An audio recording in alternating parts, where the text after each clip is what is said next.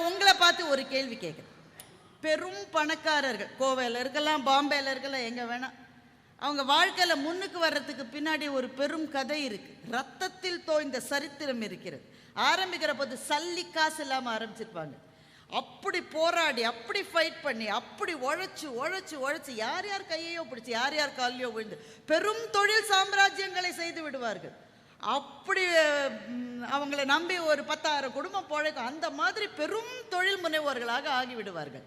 அப்படி இருக்கிறவங்க இன்னைக்கு இந்தியாவில் எவ்வளோ பேர் இருப்பாங்க? ஒரு 100 பேர் எடுத்துக்கோங்க. அந்த 100 பேர் அவங்களுக்கு என்ன கொஞ்சம் வயசாக இருக்கும் இப்போ இல்லையா? ஏன்னா தொழில் சாம்ராஜ்யத்தை நிர்மாணிக்க 30 வருஷம் 40 வருஷம் ஆகும். அவங்கள்ட்ட யார்கிட்டையாவது நீங்கள் இன்னைக்கு போய் கேட்டு பாருங்க, ஐயா இவ்வளோ பெரிய சக்ஸஸ் வந்துருச்சியா, இப்போ சந்தோஷமா இருக்கீங்களா, ஓய்வில் இருக்கீங்க? அந்த 100க்கு 99 பேர் வெளியுலகத்தில் போராடிய போது மகிழ்ச்சியாக இருப்பார்கள். இன்னைக்கு பெரும் வெற்றிகளை பெற்று வீட்டிலே இருக்கிற போது அவங்களுக்கு தெரியும் வெளியுலகத்துல தான் மதிப்பே தவிர வீட்டில் கால் காசுக்கு மரியாதை இல்லைன்றது இப்பதான் தெரியும். ரேமன்ஸ் என்கின்ற பெரும் நிறுவனத்தை நிறுவிய சின்ஹானியா, விஜய்பத் சின்ஹானியாவை பத்தி படிச்சு பாருங்க. சேஷாத்ரி விஜய்பத் சின்ஹானியா தான் அந்த தொழில் நிறுவனத்தை அவ்வளவு பெருசா கொண்டு வந்தாரு. ஆனால் அவரோட வீட்டிலையே அவரால் இன்னைக்கு இருக்க முடியல. ஏன்? மகன் வீட்டை விட்டு வெளியில் அனுப்பிச்சிட்டான். அப்போ வீடுதான் பாராட்டும், வீடுதான் கொண்டாடும். எங்க எப்போ வீடு அன்பாக இருக்கும் அதை நான் மறுக்கலை. பட்டிமன்றத்துக்காக கூட அதை நான் மறுக்க மாட்டேன். வீடு அன்பா இருக்கும்.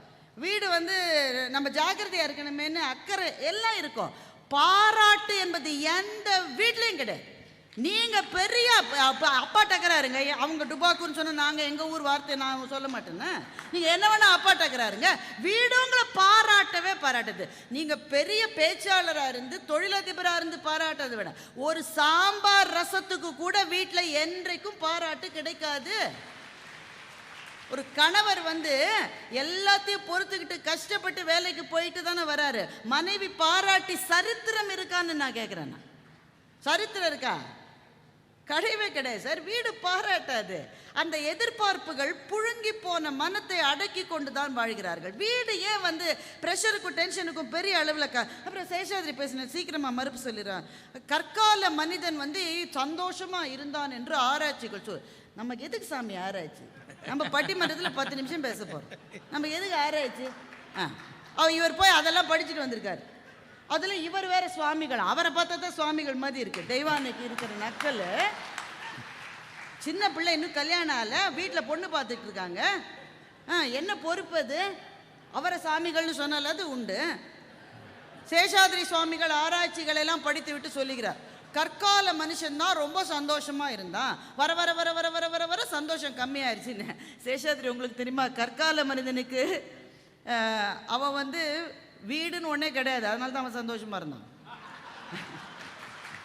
கற்கால மனிதன் சமூக மனிதன் தானே. I was nomadic. அங்கேயும் போகிற வாழ்க்கை தானே அது. அங்க இருந்துகிட்டே பாவ ராஜா சார் நினைச்சா எனக்கு ரொம்ப பரிதாபம்.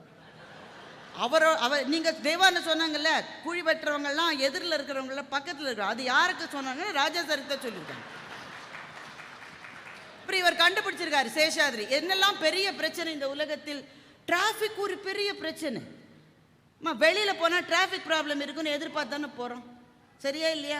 போகிறோம். அதனால தானே ஒர்க் ஃப்ரம் ஹோம் உங்களுக்கு கொடுத்து நீங்களே வீட்டிலே வேலை செய்கிறீங்க. வீட்டுக்குள்ளேயே டிராஃபிக் ப்ராப்ளம் இருக்குது, உங்களுக்கு தெரியுமா?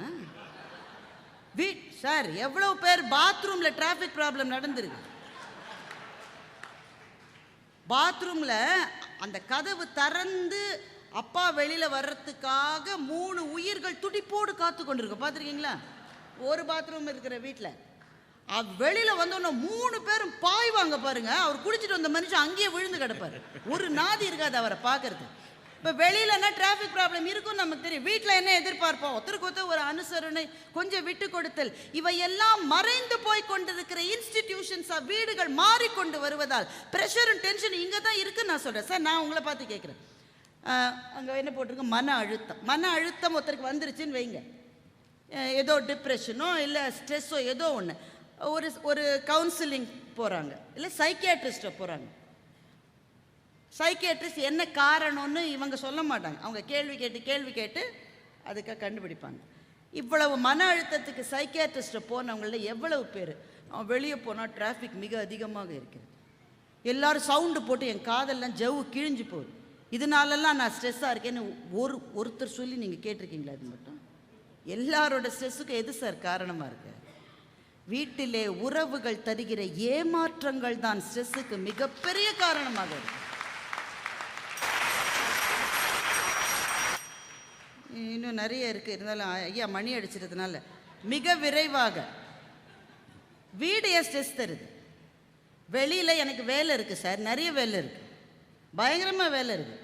ஆனால் இட் இஸ் மை சாய்ஸ். ஒரு கட்டத்தில் போருன்னு சொல்லி கிளம்பி வரும்.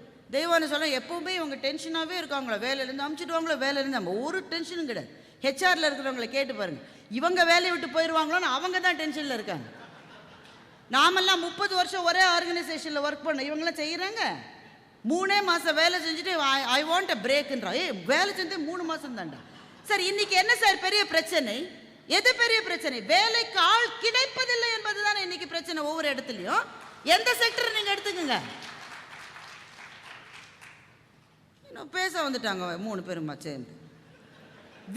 வெளியில் இருக்கிற வேலையை வேண்டான்னு நான் நிறுத்திப்பேன் சார், நான் நிறுத்திப்பேன் சார். இவ்வளோ தான் சார் செய்ய முடியும். நீங்கள் உங்கள் கடைகள் வச்சுருக்கீங்க, உங்கள் கடையில் வேலை செய்கிறவங்க நல்லவங்க தான். ஆனால் ஐயா அவ்வளோதான் ஐயா முடியும் இன்னைக்கு சொல்கிறாங்களா இல்லையா? நீங்கள் என்ன சொல்றீங்க? சரிப்பா அதுக்கு நாளைக்கு லீவ் போடுறது சாமி, நீங்கள் தான் டென்ஷனில் இருக்கீங்க. அவருக்கு ஒரு டென்ஷனும் கிடையாது. வெளியில் இருக்கிற வேலையை நாம் முடிச்சுக்கலாம். வீட்டில் வேலை முடிஞ்சிரும், உங்களுக்கு முடிஞ்சிருமா உங்களுக்கு? சார் அப்போ தானே சார் சிங்கில் இருக்கிற கடைசி பாத்திரம் ஸ்பூனு மட்டும் தேய்ச்சி தொடச்சி அடுக்கிட்டு வெளியில் வந்தீங்கல்ல. வெளியில் வந்து டிவி சீரியலில் 10 நிமிஷம் பார்த்தீங்கல்ல. 10 நிமிஷம் பார்த்துட்டு உள்ளே போனால் சிங்கில் எப்படி சார் 50 பாத்திரம் வந்தது? ஒன்றில் 3 டிக்கெட் சாப்பிட்ருக்கு, அவ்வளோதான். சாப்பிட்டா அந்த பிளேட்டு, அந்த பாத்திரம், அந்த ஸ்பூனு, இந்த டம்ளர், இது அது. வீட்டில் வேலை செய்யறதுக்கு ஒரு வேலைக்காரமாக வச்சுருக்கோம். அந்த வேலைக்காரமாக வேலையை விட்டு நின்றுட போதுன்னு இதுவே பாதி பாத்திரத்தை தேய்ச்சிரு. நடக்குதா இல்லையா? நீ வீட்டில் வேலை முடிஞ்சிருக்குன்னு ஒருத்தர் சொல்லுங்க சார். அங்கே 3 பேர் ஸ்டேஜில் கீழே இறங்கிடுறோம். துணி மடித்து முடிச்சிங்களா வீட்டில்? சொல்லுங்க, ஒருத்தர் எழுந்திரிச்சு சொல்லுங்க எனக்கு. துணியை மடித்து முடிச்சிங்களா யாராவது? உங்கள் வீட்டு கபோர்டை தானே திறந்தீங்க. கபோர்டை எதுக்கு திறப்பீங்க? உள்ளே இருக்கிற ஏதோ ஒன்று எடுக்கிறதுக்கு தானே திறந்தீங்க. கபோர்டை எடுத்த அடுத்த நிமிஷம் சொர்க்கத்திலிருந்து ஆசீர்வாதம் வந்த மாதிரி மேல் தட்டிலேருந்து அத்தனையுமே கொட்டுதே. அவர் அதை காணும் இதை காணும்னு சொன்னார். அவங்க ரொம்ப கேவலமாக பேசினாங்க. அவர் தெய்வான சொல்கிறாங்க, ஒரு புத்தகத்தை ஒரு நோட்டு காணாமல் போச்சுங்க ஒரு வீட்டில். அதற்கு யார் காரணம்னா வெளி உலகம் காரணமா? இந்த அம்மா கண்டுபிடிச்சிருக்கு. கழுத வைக்க வேண்டிய நோட்டை வைக்க வேண்டிய இடத்துல வைக்காம வீட்டில் 4 டிக்கெட் இருக்கேன். வீட்டுக்காரருக்கு ஆஃபீஸ் போகிறதுக்காக கீழே இறங்கி போகிறாரு இல்லை, நாங்களாம் மாடி கட்டடத்தில் இருக்கோம், 12வது மாடி வீடு. கீழே போய் அங்கேருந்து ஃபோனில் கூப்பிட்றாரு. என்ன ஆச்சு? இப்போ தானே கிளம்பினீங்க? ஹெல்மெட்டை வச்சுட்டேன். அப்படியே தூக்கி போடு. அந்த அம்மாவுக்கு இருக்கிற வேகத்தில் நடு மண்டையில் போடணும் போல அதுக்கு தோணும். ஆனால் போடலை. ஏன்னா அதுக்கு குறி சரியாக வராது, அதனால் போடல. ஒரு நாளாவது செல்ஃபோனை எடுத்து, சாவி எடுத்து, பர்ஸை எடுத்து ஒரு நாள் தேடுறது ஈஸியா? நீங்கள் வந்து சொல்கிறீங்க நீங்கள் சார் வீடுகளில் இருக்கிற மிகப்பெரிய அழுத்தங்களுக்கு காரணம் கணவன் மனைவிக்குள்ளே இருக்கிற உறவு என்பது ஒரு கட்டத்தில் வெறுமையை நோக்கி செல்லுகிறது பல வீடுகள்.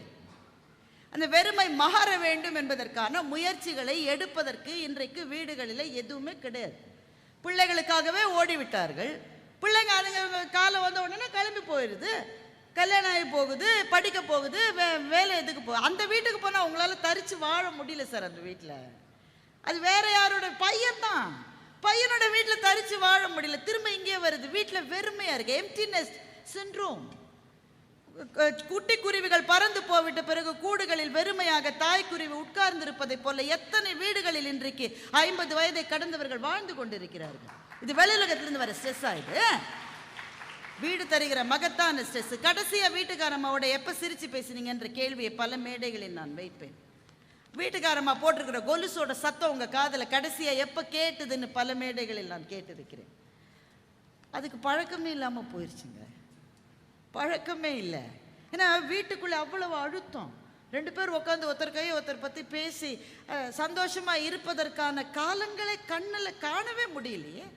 அப்போ வெளி உலகத்தில் யாருமே என்கிட்ட பேசவே இல்லைன்னு அழுதுருக்கீங்களா? என்னைக்காது சொல்லுங்கள் சார், என்னைக்கா அழுதுருக்கீங்களா? எங்கள் மேனேஜர் சரியாகவே பேச மாட்டேன் சார். கவிதை நல்லா பேசலைன்னா நிம்மதி. அவர் ஆனால் வீட்டில் மனசு ஏங்குது இல்லை. பையன் முகத்தை பார்த்து ஒரு வார்த்தை கேட்க மாட்டேன்றான்.